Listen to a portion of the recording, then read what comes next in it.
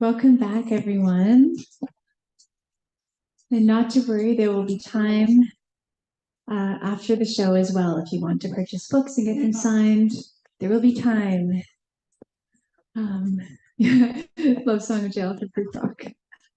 In my head, I listened to that. There's a YouTube video of T.S. Eliot reading that poem, and I listened to it this past weekend, and it's just going around in my head now. Welcome back. All right, so thank you so much to the open mic readers for a lovely first half. And I apologize if I did not fit you in. You get first dibs next week. And I'm really happy. Oh, I have announcements. I have one announcement, which I should have said before the break, but I will say it now. And then the Zoom people here. Hi, Zoom people. Welcome back. It's our first live stream of the season. So my one announcement is that tickets are on sale for the Victoria Festival of Authors now. They're officially on sale. And I'm really excited to be moderating the poetry panel this time. When I get to talk to Lorna Crozier, Marie Metaphor-Specht, who is our new poet laureate, and Renee Sarojini-Saklikar from Vancouver about poetry, community, and pedagogy, and building poetry community and how you do that, and also write poetry. And I'm really excited to talk to all of them. So buy tickets for that, buy tickets for the other events at the VFA. It's a really great event. When is it, Zoe? It is October 5th, 16th. These are good questions you asked. I'll sneakily look it up on my phone and tell you. Thank you. Wonderful. 14th and 15th. Thank you, Robert. Of October. It is, yes. If you sign up for our newsletter, you will receive all this information and more. And it is a sliding scale of tickets this time. So you can check out their website to find out the scale. Okay, that's my one announcement. And now I'm going to hurry up and introduce Sarah. So Sarah Jeannine Booth is a poet from Vancouver, BC. Her writing has appeared in print publications by Sunday Mornings at the River, the Wee Sparrow Poetry Press, what a great name for a press, and Humana Obscura, among others. Her first collection, Topophilia, A Strong Sense of Place, is available worldwide and explores themes of love and connection. She mostly writes in and about nature, and I can say for all of us, we really miss having her at our open mic every week. Come on up, Sarah.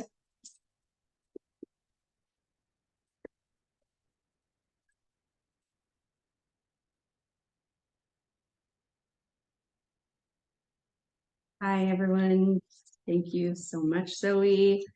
I'll just get right to it. I wrote this book actually on the island mostly. I lived here for 2 years up until some life circumstances brought me back to the mainland where I was born at the midsummer. Topophilia is a term, if you haven't heard it, it means basically my second line on the cover, a strong sense of place. And it was actually told to me in writing A Sense of Place at UVic with Tim Lilburn. He introduced me to the term. And it's just a word that was actually, I think, originally, there's a little bit of a discrepancy of who came up with it, but a Chinese geographer by the name Yi Futan found that there was no relevant word for like the connection that we have to place. And so Topophilia came up out of that. So I have a lot of strong connection to nature and places. I talk about it in my foreword. Another cool feature of my book is in the back, I actually have a plant glossary because I love local plants of the plants I name in my poems. And I have the Wasonich, the Senchothan names as well, for just to honor the first people of this land. So I'm going to start with the kind of titular poem. And here we go. Grounded. I am rooted by magic and miracles. I love this place. It loves me back. It's never far. This belonging courses through me. I'm unsure how I got here. It doesn't matter. This liminal space is the filament between my convergence and becoming. Topophilia, a strong sense of place. Dear Forest, Part 1, Spring. I continue to frequent your hallowed trails, your sun-spackled glens, your babbling bird-infested twists, your sweet breezy turns, because I could never grow tired of you.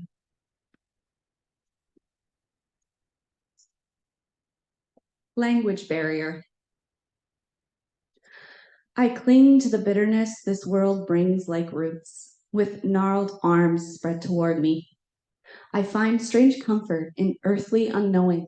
It's my greatest teacher, this reaching. This subtle informant sneaks wisdom into the soles of my feet as I wander. This stealth balm heals cracks within as I walk through fir and cedar.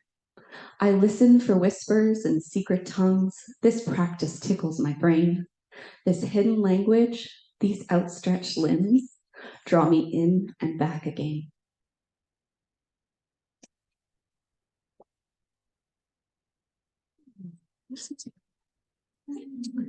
I'll take a breath. Feel it. Thank you. Thank you for doing that. All I want to do is write about trees, their moss-covered crags, their gnarled bark abundance. How can I love something so staunch, so stationary, when I can barely sit still for a moment? Are they sentient? Do they speak? Unknowable, ageless, equal parts joy and sorrow. When you place your hand upon a Douglas fir trunk, do you feel the static?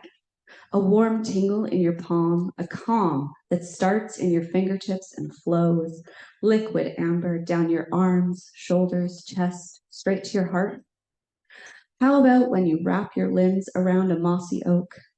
For me, that golden balsam jumps right into my bloodstream, a contact high of happiness. This breath, that leaf, mingled in synchronicity. What can I do with this comfort, this calm, other than immortalize these green memories in verse?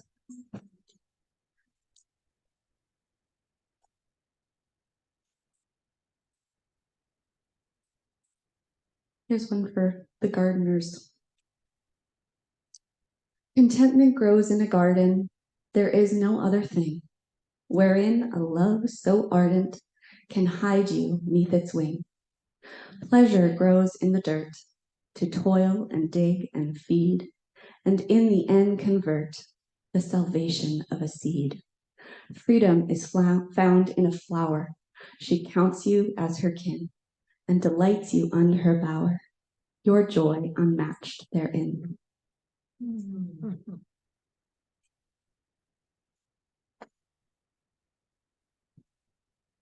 I will not settle for contentment, said Rose Spirea to the bee. Give me life reborn and endless seasons of immortality. I will not settle for remnant joy, said the thistle to the day. Give me sweeping sun's lavish warmth, bathe me in your bluet gaze. I will not settle for listless longing, said the raven to the lake. Give me quixotic seasons with which to dream while I'm awake.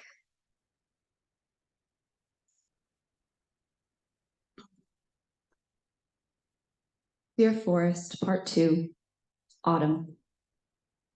Solemnly I scour your foliate corridors. I am ruminant, you are full of room. The days are warm, but the rain will come. Soon maple leaves will flit to their deaths.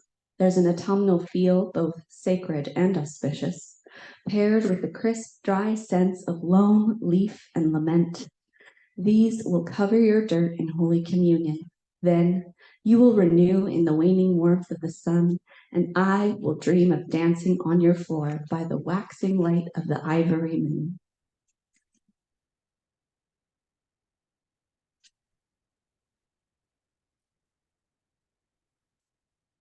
The smell of Earl Grey tea transports me back in time. I'm 21 again in my best friend's flat in Nelson, New Zealand, December 2010, summer. The wackiest Christmas I've ever had, hot barbecue fare. Walking through town, shoes optional with blisters on my toe pads. Before lockdowns, health passports, and government panic, we roam free on the South Island with zero care. Every morning, I'd enjoy this familiar cup, that sweet bergamot aroma tantalizing my nostrils, enticing my taste buds, a heady taste of home on the other side of the world. To this day, I don't know what went wrong between us. Everyone always cites irreconcilable distances, but that doesn't check out when we'd write each other letters or long Facebook messages in our unique hybrid concoction of English with nods to Angus thongs and full frontal snogging. So no, I don't think it's a matter of belonging to opposite hemispheres, just a bifurcated path in opposite directions, differing opinions on the meaning of bests, yet a sip of Earl Grey tea transports me back to Christmas 2010, now tinged with penthos that we're no longer friends.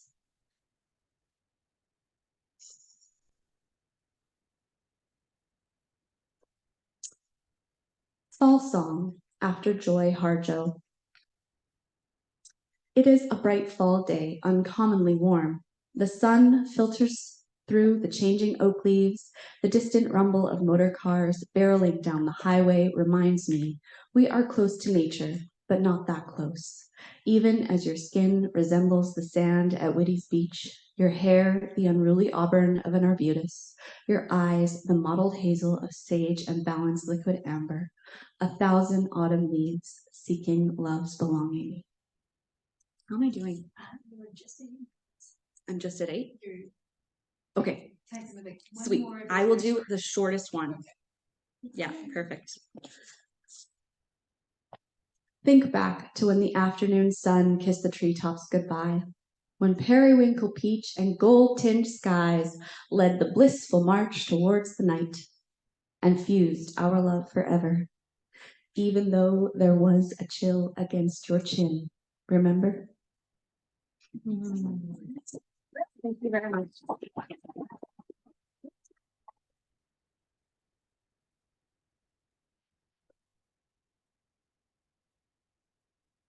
Thank you so much, Sarah. That was lovely. All right, the main event is here. So I am very excited to introduce Robert Bringhurst. Robert is winner of the Lieutenant Governor's Award for Literary Excellence and former Guggenheim Fellow in Poetry. Trained initially in the sciences at MIT, but has made his career in the humanities. He is also an officer of the Order of Canada and the recipient of 2 honorary doctorates. And so I was doing a bit of research about Robert, like I do, and I found an interview in the Watershed Sentinel with Natalia Naibida. I don't know how many people pull this out when introducing you, Robert, because you say how you would like to be introduced, so it seemed appropriate, but maybe I'm not the first. He said he would like to be introduced, quote, as a human being. That's a pretty risky way of identifying yourself nowadays, because so many humans have done so much damage to the planet and to everything that lives here, including other humans. But it's a risk I can't avoid. I can't resign from my species. So that's Robert Bringhurst. Come on up. Thank you so much for being here.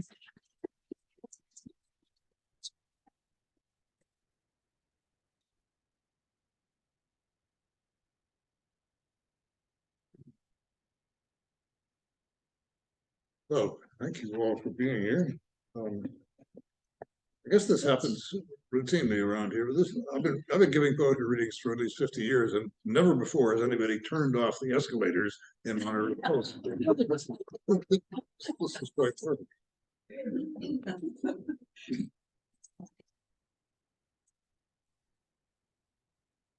So this book is called The Ridge. A lot of it is occupied by a single poem called The Ridge, which takes about 90 minutes to read, so you won't hear it this evening. But there are some other shorter things here. Yes, if I swallow it, I'll be really loud. There you go.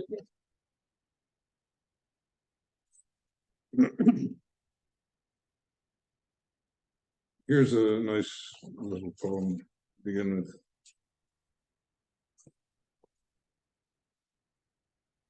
Dead tree standing on the long point, slow as wooden lightning, sky showing how it goes. These ordinary bones would never look that good strung up against the air. I should be glad, though, for anyone to see them gnawed and scattered on the scuffed earth. Brittle plants and animals leave messages that say without a word, it is a decent, honest, useful thing to die. And we all do it, often badly. You who do not wish to hear this needn't hear it, yet my guess is you will say it with the best, when just your teeth and bones remain to do the talking. Dying does, of course, in any case, go on until the living ceases. After that, the protons and electrons and the rest go right on dreaming, talking, working, as they have for what we think of as so long. When you are dead, you are continuous with everything that is and was and will be. It is only in the moment you're alive that you can toy with turning crosswise, being not what being is, but what it isn't, being other than the earth is, other than the wood is, other than your long last word will testify you are.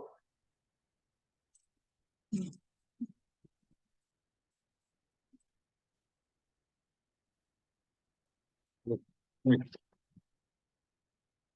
lot of nice dead trees in the world. They're much better when they're alive. Most of these poems come from Quadra Island, where I live.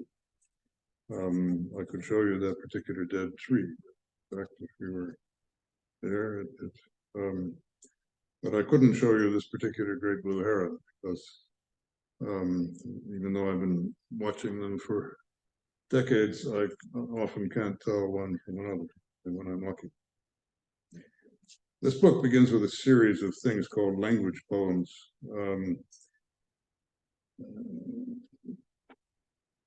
When I was younger, there got to be things called language poems. People made them, they were very popular. But they were different from love poems, for example, death poems. Love poems always taught me something about love, and language poems never taught me anything about language. They just put words together. Anyway, here's an attempt to write a language poem that does say something about language. The heron has practiced his silence longer than time has been time. When he rises and speaks, there is no one in the cove who doesn't listen. There is no one in the cove who couldn't translate what he says. And also no one in the cove who wouldn't realize the heron had been lost in that translation. Everything speaks for itself in this world, and everything rests in what is unspoken. Hairy woodpecker, too, mystified, miffed, or exasperated, or pleased, utters his one word and jumps or hunkers down and squeezes hard, hanging on for dear life to what is, or swimming right through it as if it were there. And it is. And it is. How many more words would it take to make up a language? Does language have to have words? What it must have are meanings, and some way of saying these are the meanings that lurk here or stand here uncovered. The meanings a language must have are the meanings it doesn't have, cannot have, ever, because they're outside it, like sunlight and grass. So together with meaning, there has to be pointing at meaning. For language to happen, there have to be gestures and speakers. How many? One each, let us say, for a start. With a little bit more, one speaker, two gestures, one gesture, two speakers, along with the requisite bedrock and fauna and flora of meanings. It might make the first blind lurch toward a life of its own. It needs bedrock and air. That is, it needs meaning and room to maneuver. That and a finger that swings like a needle. That and an ear that hears where it swings. The sounds of our speech are nothing but gestures that reach around corners and work in the dark. The sounds of our footsteps are nothing but gestures out hunting for meaning and finding the ground. There are languages spoken by millions of humans in which there are syllables, gestures with dozens or hundreds of meanings. Imagine a language with only one word and 500 meanings. Imagine one finger and 500 moves. You are not so far now from the woodpecker's language. Not so far now as you were from the shuddering throat of the great blue heron or the sandhill crane. If you tried, you might cling for a moment or two to those hollow-boned fingers of air in which 5 million years worth of watching and thinking are caught like a fossilized fish in one felted, eroded, unanalyzed word. The invisible dictionary that sits on a rickety tilted shelf of air there in the great blue heron's kitchen, open to the weather, perpetually shredded and reprinted by the wind, has only one entry, 1,000 pages long. What does it mean, this evergreen book full of one-fingered meaning? That words are like wind in the leaves and leaves in the wind, scraps of reality.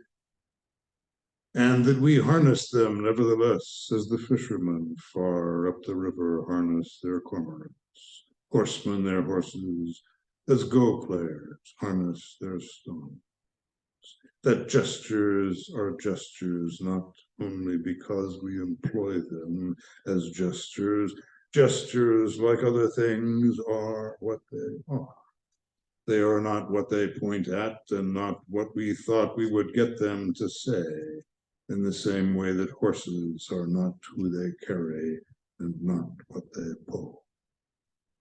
And the journey will tell you, whenever it's ready, or not, if it cannot get through to you, where you were headed. Meaning was here well before you were, and will be long after. That and this too, that what speaks from its heart is in that moment spoken, a form of the language, a part of the speech, swinging down and back up and back down on the dangling tongue in its mouth, like a bell, sometimes swinging toward singing and sometimes toward walking and sometimes much closer to holding its breath in the breathing space between meaning and meaning.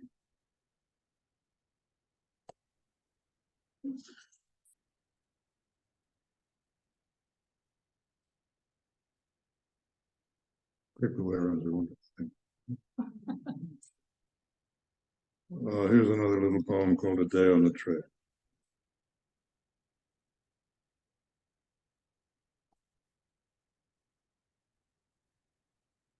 How the brain reaches out and grows into a mind.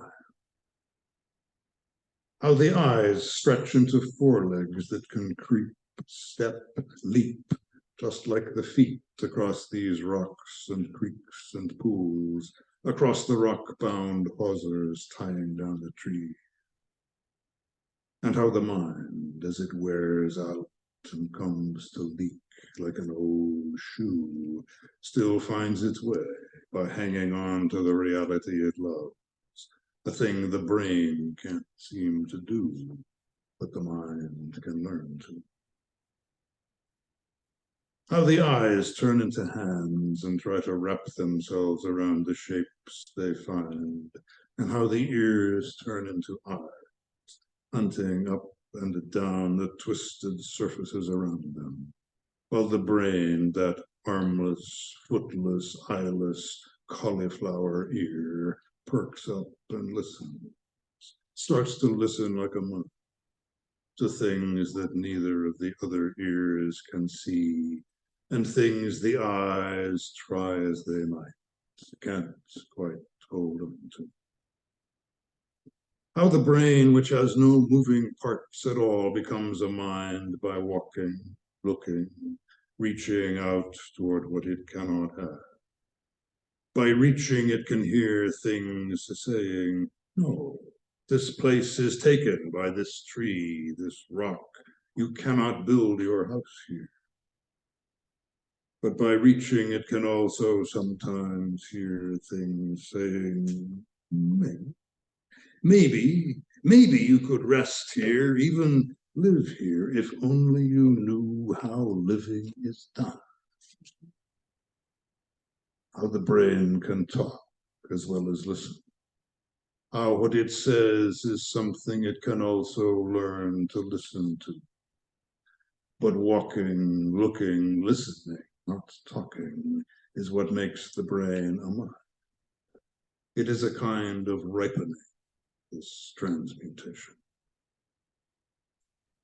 How one cannot ask this world, these trees, oneself, nor other beings, even rocks, to last forever. How one might still hope to find the ripening complete, the flavor sweet, just for an hour or a day before the rot takes over. How the mind is a peculiar fruit, so distant from the seed. How it feeds multitudes at times, but far more often in some cultures it feeds few and feeds them poorly.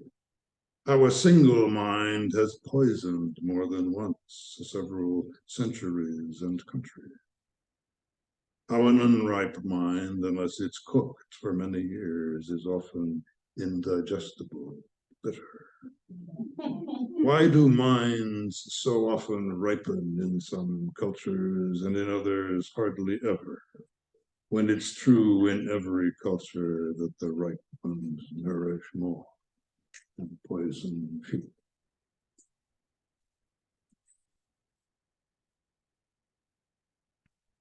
I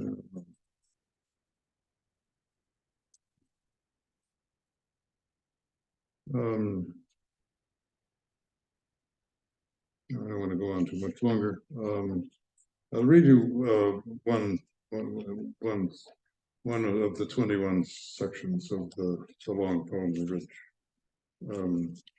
So this is neither the beginning nor the end nor the middle. It's just sitting here in between all of them.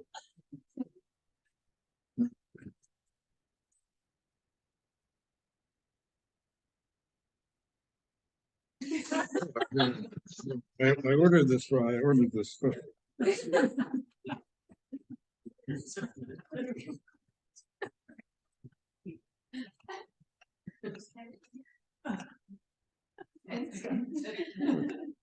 They're going to play more, don't they?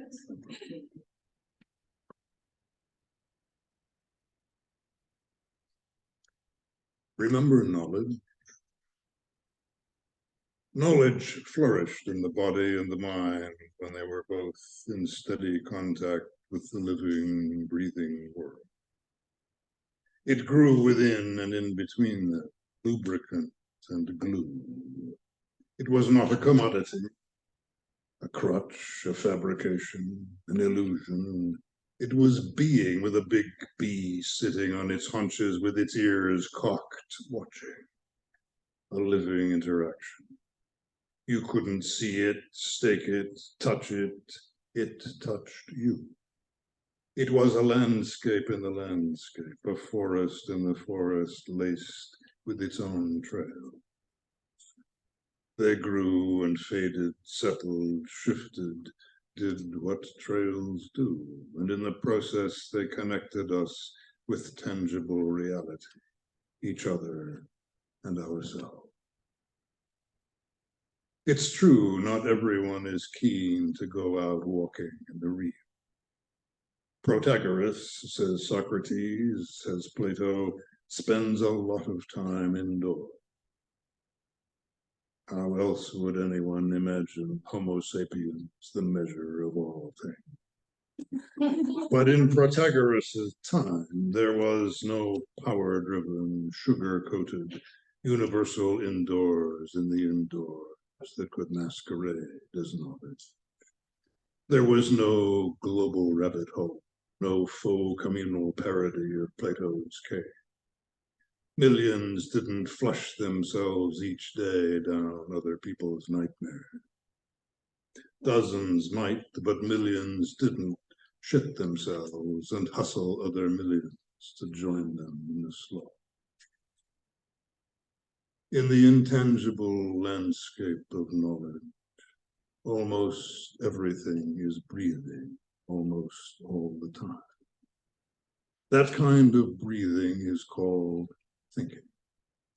How it works is that it takes you by surprise and asks for nothing in return. Staunen ist denken, as Wittgenstein put it. Astonishment is thinking. A sentence that lay hidden in his notebook for more than 30 years. Honorary, meanwhile, yanked back day and night to brain talk. The chain hanging down, the hook, and the horsewhip, coughed it up the other way around. Das Denken, he said, ist fast nichts als ein großes Erstaunen. Thinking is practically nothing but utter astonishment. Good to hear it said that plainly and twice over and in verse. But it's only what the old man told Theaetetus in Plato's head 2,000 years before. Astonishment is the philosopher's wound where thinking starts. And that's what it comes back to in the end. The way things gleam when thinking brushes up against them, hum when knowledge sprouts beside them. It's what happens on the ridge day in, day out, year after year, whether or not humans are up there and whether or not there might be any more. The world is startled by itself, amazed to rediscover that it is, dumbfounded to be shown again each day how many facets the breathing diamond has. You cannot touch that either. You can poison it, set fire to it, haul in big machinery and a crew on drugs and wrap around an aviator blindfolds who will happily destroy it. But you can't reach out and fondle it, caress it, or seduce it. You are not enough like it that you can touch it, just enough that it can still touch you.